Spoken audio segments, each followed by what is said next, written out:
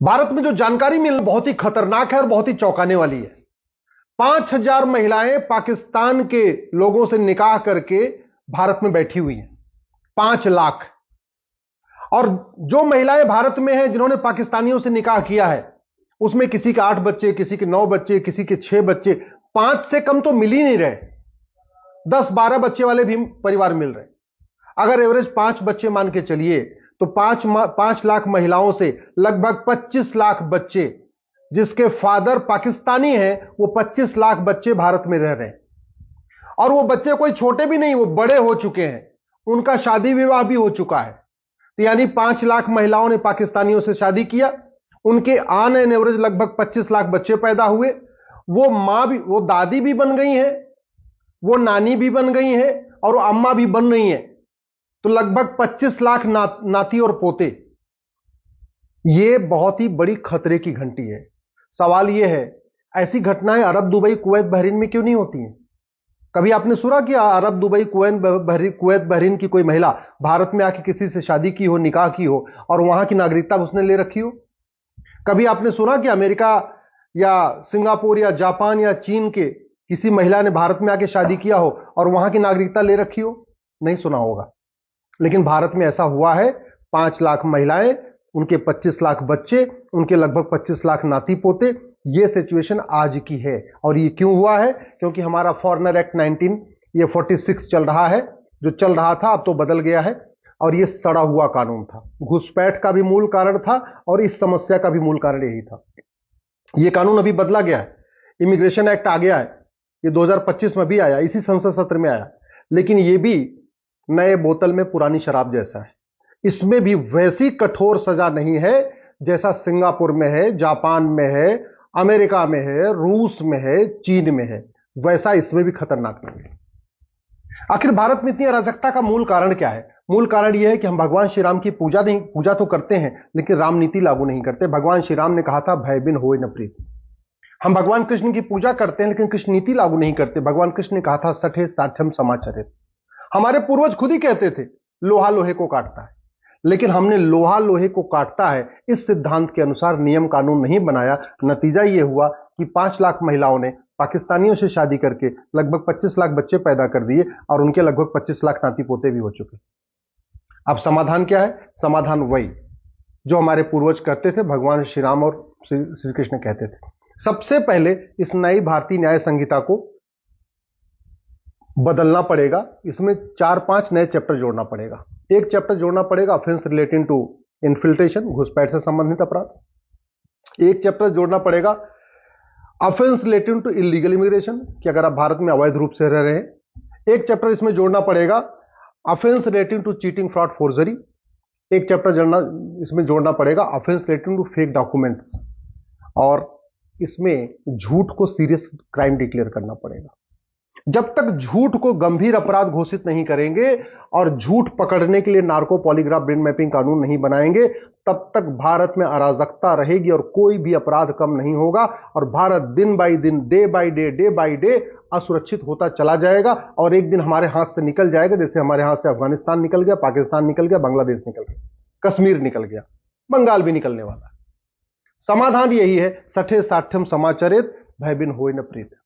मैं पूरी गारंटी के साथ कह रहा हूं।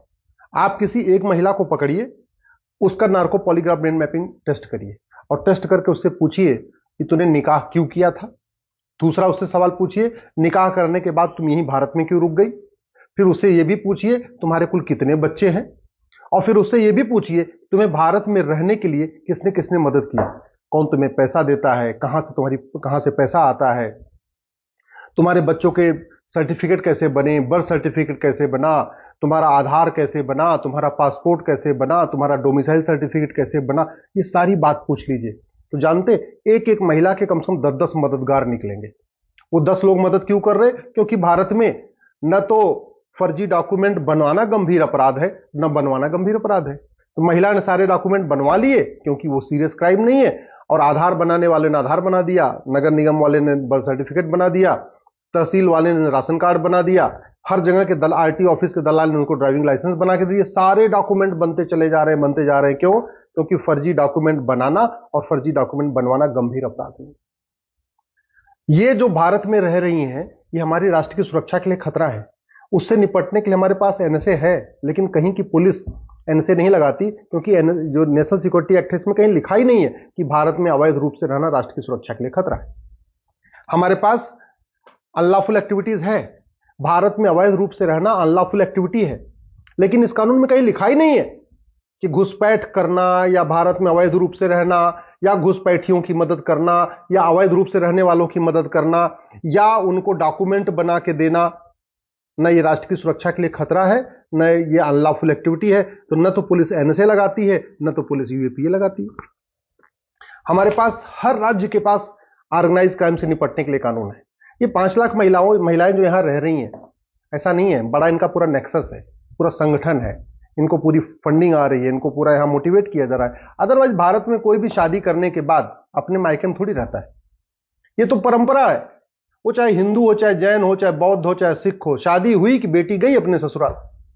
सवाल यह है कि ये शादी कर रही थी पाकिस्तान में, तो भारत में रह क्यों रही थी? क्या था इनका मोटिव? क्यों इन्होंने पाकिस्तान की नागरिकता नहीं लिया और भारत की नागरिकता पकड़ के बैठी रही? ये तो तभी पता चलेगा जब narco polygraph brain mapping test हो। लेकिन मैं पूरी जिम्मेदारी के साथ कह रहा हूं, ये एक ऑर्गेनाइज वेल प्लान्ड क्राइम है, और ऑर्गेनाइज क्राइम से निपटने के लिए हर राज्य के पास कानून है। महाराष्ट्र के पास मकोका है, गुजरात के पास गुजकोका है, यूपी के पास गैंगस्टर एक्ट है, किसी के पास गुंडा एक्ट है, सबके पास अपना अपना कानून है। लेकिन पुलिस लगाती नहीं है, क्योंकि कानून में लिखा ही नहीं है कि भारत में अवैध रूप से रहना ये ऑर्गेनाइज क्राइम है। इवन जो ये नई भारतीय न्याय संहिता बनी है, इसमें एक प्रोविजन है वेजिंग वॉर। मैं कह रहा हूं, घुसपैठ करना, अवैध रूप से रहना, ये अपने आप में वेजिंग वॉर है, इनडायरेक्ट वॉर है। लेकिन पुलिस नहीं लगा रही है, क्योंकि हमने वेजिंग वॉर में डिफाइन ही नहीं किया कि क्या क्या वेजिंग वॉर है। ऑर्गेनाइज क्राइम में डिफाइन ही नहीं किया कि क्या क्या ऑर्गेनाइज क्राइम है। नेशनल सिक्योरिटी एक्ट में डिफाइन ही नहीं किया कि नेशनल सिक्योरिटी के लिए क्या क्या खतरे हैं। अनलॉफुल एक्टिविटी में हमने डिफाइन ही नहीं किया कि क्या क्या अनलॉफुल एक्टिविटी है। तो जहां मन करता है पुलिस लगाती, जहां मन करता नहीं लगाती। और पुलिस इसलिए अपने उस पर चल रही है क्योंकि 1861 का पुलिस एक्ट चल रहा है। अब इस 1861 के पुलिस एक्ट के कारण पुलिस सत्ता के गुलाम है। पहले अंग्रेजों के गुलाम थी, अब सत्ता के गुलाम है। भाई पुलिस के लोग भी तो आदमी होते हैं ना, जो थानेदार, हवलदार या कलेक्टर, कप्तान या जो लोग भी हैं, अधिकारी, कमिश्नर हैं, वो भी तो इंसान हैं। उनको नौकरी करनी है, उनको अपने बच्चे पालना है। अगर वो सत्ता से झगड़ा कर लेंगे तो उनको तो रोज पर डे उनका ट्रांसफर करते रहेंगे, क्योंकि ट्रांसफर करने में कोई नियम कानून तो है नहीं, जब मन किया तब ट्रांसफर कर दिया। तो अगर हम भारत को सुरक्षित बनाना चाहते हैं, ऐसी चीजों से रुकना चाहते हैं, तो one nation one police code लागू करना पड़ेगा, पुलिस चार्टर लागू करना पड़ेगा। अब आप सोचिए कितनी भारत में अवैध गतिविधियां हो रही हैं, लेकिन अवैध गतिविधियां करने वाले और उनके मददगारों के आज तक किसी की नागरिकता खत्म ही नहीं हुई।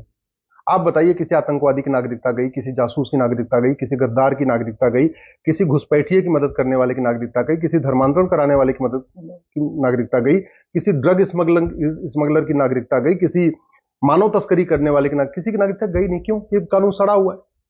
इसलिए मैं कहता हूं ये जो सिटीजनशिप एक्ट है, इसको बदलना पड़ेगा, एक नया कानून बनाना पड़ेगा। नागरिकता देने और नागरिकता लेने के लिए फिर से एक नई टर्म्स कंडीशन बनाना पड़ेगा। ये जितने अवैध काम हो रहे हैं, जो महिलाएं यहां रह रही हैं, पक्का इनको फंडिंग आ रही होगी। और फंडिंग का सबसे बड़ा पैटर्न क्या है? नकली दवाओं के कारोबार से जो पैसा आता है उससे फंडिंग होती है, और जो ड्रग का कारोबार चलता है उससे फंडिंग आती है। ये क्यों चल रहा है? ये 1940 का बना हुआ ड्रग एक्ट महा सड़ा हुआ है, महा घटिया, इसलिए नकली दवाओं का कारोबार चल रहा है। ये एनडीपीएस एक्ट भी महा सड़ा हुआ है, महा घटिया, इसलिए ड्रग स्मगलिंग भी चल रही है। दुनिया के कई देशों में नकली दवा का कारोबार करना और ड्रग स्मगलिंग करना, इसमें फांसी होती है। सिंगापुर में तो कई लोगों को फांसी दे दिया, फांसी दी जाती है, 100% प्रॉपर्टी जब्त की जाती है, नागरिकता खत्म की जाती है। हमारे यहां ऐसा कोई प्रावधान ही नहीं। ये कांग्रेस ने 2010 में एफसीआरए कानून बनाया था। जानते हैं क्यों बनाया था? भारत में अवैध कार्य करने वालों को फंडिंग कराने के लिए। नक्सलियों को, माओवादियों को, जिहादियों को, मिशनरियों को, आतंकवादियों को, अलगाववादियों को, सबको फंडिंग चलती रहे। जो देश विरोधी लेखक हैं, बुद्धिजीवी हैं, पत्रकार हैं, कलमकार हैं, यूट्यूबर हैं, जो देश विरोधी काम करने वाले, सबको फंडिंग चलती रहे, उनके एनजीओ को फंडिंग होती रहे, उसके लिए एफसीआरए कानून बना था। ये जब तक खत्म नहीं होगा तब तक विदेशी फंडिंग नहीं बंद होगी। फंडिंग नहीं बंद होगी तो अवैध काम नहीं बंद होगा। क्योंकि कोई भी काम जो भारत में लोग रहते हैं वो निस्वार्थ भाव से नहीं करते, पैसे के लिए करते हैं। वो पैसे के लिए जासूसों की मदद करते हैं, पैसों के लिए गद्दारों की मदद करते हैं, पैसे के लिए घुसपैठियों की मदद करते हैं, पैसे के लिए मिशनरियों की मदद करते हैं। तो जब तक फंडिंग नहीं बंद होगी तब तक ये देश विरोधी काम नहीं बंद होंगे। जब तक काला धन पैदा हो रहा है ना, तब तक काला कारोबार नहीं बंद होगा। जितने भी अवैध काम होते हैं सबकी फंडिंग काले धन से होती है, और काला धन जनरेट हो रहा है, जबरदस्त जनरेट हो रहा है। आप बीच में देखते रहे होंगे, 500-500 की नोट पकड़ी जाती है, बोरे के बोरे पकड़ी जाती है। अभी जज साहब के यहाँ 500 रुपए के बोरे पकड़े गए थे। कितने नेताओं के यहाँ 500-500 के बोरे पकड़े जाते हैं। आम जनता को 500 रुपए के नोट की जरूरत नहीं। आम जनता तो 100 रुपए बहुत पर्याप्त है। 100 रुपए से ज्यादा कोई पर डे खर्च करता नहीं। 80% लोग पर डे 100 रुपए से कम खर्च करते हैं। उनको बड़ी नोट की जरूरत ही नहीं। जो बड़े हैं उनके पास एटीएम, पेटीएम, भीम, यूपीआई, डेबिट कार्ड है, फिर भी 500 रुपए की नोट चल रही है। 100 रुपए से बड़ी नोट बंद कर दिया जाए और इस कानून को बदल दिया जाए, काला धन रुक जाएगा, काला धन, काला कारोबार रुक जाएगा। तो ये जो अवैध काम हो रहा है, जो अवैध रूप से रह रहे हैं, जो घुसपैठ होती है, धर्मांतरण होता है, ये सारे काम रुक जाएंगे। बेनामी लेन देन जब तक नहीं रुकेगा तब तक अवैध काम चलता रहेगा। और बेनामी लेन देन रोकने का एक ही तरीका है, संपत्ति को आधार से लिंक कर दिया जाए और यूनिक आइडेंटिटी जो आधार नंबर है इसको कॉमन कर दिया जाए। जो आधार नंबर है यही ड्राइविंग लाइसेंस का नंबर हो, यही पासपोर्ट का नंबर हो, यही आपके सारे डॉक्यूमेंट का नंबर आधार हो। जब कोई आप कार खरीदो, बाइक खरीदो, मोबाइल खरीदो, कुछ भी सामान खरीदो, 10,000 रुपए से महंगा अगर सामान खरीदने, वो आधार में लिंक होता चला जाएगा। बेनामी लेन देन रुक जाएगा। बेनामी लेन देन रुक जाएगा तो भारत में शांति आएगी, अराजकता बंद हो जाएगी। हवाला का कारोबार रोकना पड़ेगा। सारी फंडिंग, खाड़ी देशों की जितनी फंडिंग होती सब हवाला के जरिए आती है। जिहादियों की, मिसरियों की, धर्म मदरसा बनाने की, मस्जिद बनाने की, मजार बनाने की, दरगाह बनाने की, जितनी फंडिंग आ रही है, अलगाववादियों की, आतंक, सारी फंडिंग हवाला के जरिए होती है। हवाला तभी रुकेगा जब 100 रुपए से बड़ी नोट बंद हो, 5,000 रुपए से महंगे सामान का कैश लेन देन बंद हो, प्रॉपर्टी को आधार से लिंक किया जाए। सबसे बड़ा मूल कारण है अवैध काम का, वो है भ्रष्टाचार। ये बचते हैं भ्रष्टाचार के जरिए। पुलिस की जांच गड़बड़ हो जाती है पैसे देके, जज साहब गलत फैसला दे देते हैं पैसे देके, गवाह तैयार हो जाते हैं पैसे के दम पे। तो जब तक ये करप्शन अब नहीं बंद होगा, और सबसे बड़ी बात ये कि जब तक भारत में झूठ बोलना गंभीर अपराध नहीं होगा, झूठ पकड़ने के लिए नार्को पॉलीग्राफ ब्रेन मैपिंग कानून नहीं बनेगा, झूठा हलफनामा दाखिल करना, झूठी गवाही देना, इसको गंभीर अपराध घोषित नहीं किया जाएगा। और झूठा डॉक्यूमेंट बनाना, झूठा Aadhaar, ration card, driving licence, voter ID, birth certificate, झूठा डॉक्यूमेंट बनाना और झूठा डॉक्यूमेंट बनवाना, इसको सीरियस क्राइम डिक्लेयर नहीं किया जाएगा। तब तक अवैध काम होता रहेगा।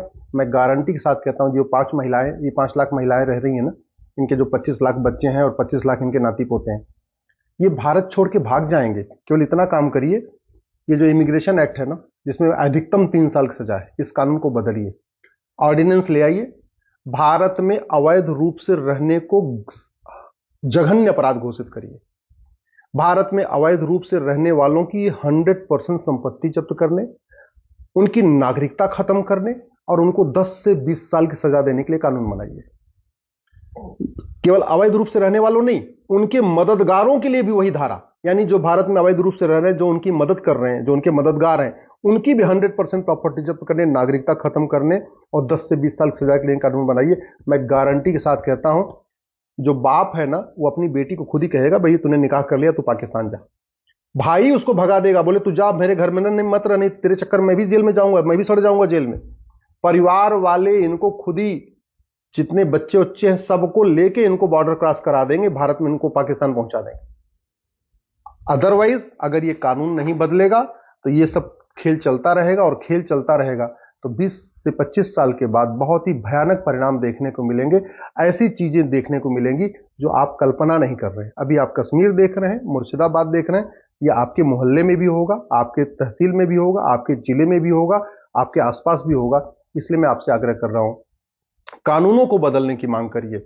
डॉक्टर बदलने से बीमारी ठीक नहीं होगी, बीमारी ठीक होगी दवाई बदलने से।